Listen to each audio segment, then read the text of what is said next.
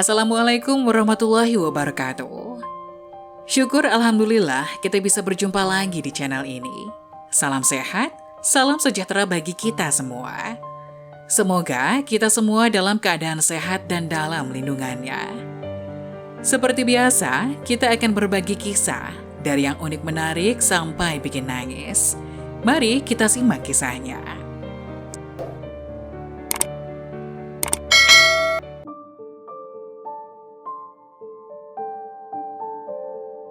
Subhanallah, ternyata begini jeritan mayat ketika sedang dimandikan, hanya makhluk ini yang tak mendengarnya.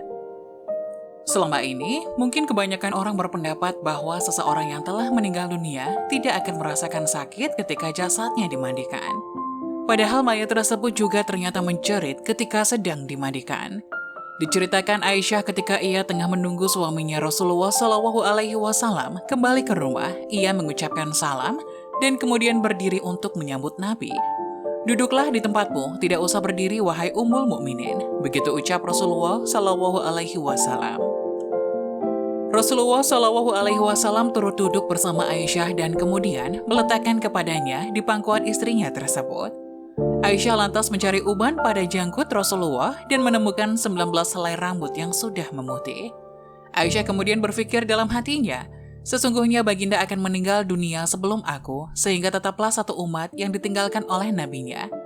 Maka Aisyah menangis sehingga mengalir air matanya jatuh menitis pada wajah baginda Rasulullah. Setelah sadar terkena tetesan air mata Aisyah, Rasulullah pun kemudian bangun dari tidurnya. "Wahai Ummul Mukminin, apa yang membuatmu menangis?" tutur Rasulullah. Aisyah kemudian menceritakan apa yang ia rasakan setelah melihat uban-uban Rasulullah SAW tersebut. "Tahukah Anda, kondisi apakah yang paling menyusahkan bagi mayit?" kata Rasulullah SAW. "Tidak ada kondisi yang paling menyusahkan atas diri mayit dari saat keluar dari rumahnya, anak-anak yang ditinggalkan berada di belakang, serta menangisinya," ucap Nabi. "Itu memang menyakitkan, tapi masih ada lagi yang jalan pedih dari itu," sahut Rasulullah. "Tidak ada kondisi yang lebih berat atas diri mayit dari saat dia dimasukkan dalam liang lahat dan dikubur di bawah tanah, para kerabat, anak, dan istrinya meninggalkannya pulang. Setelah itu datanglah malaikat mungkar dan nakir dalam kuburnya," ujar Aisyah. Rasulullah tersenyum mendengar jawaban istrinya ini. Nabi lantas menjelaskan bahwa sesungguhnya saat yang paling berat bagi mayit adalah ketika datang tukang memandikan mayit. Pemandi jenazah biasanya akan melepaskan cincin yang dipakai si mayit, melepaskan pakaian kemudian memandikan.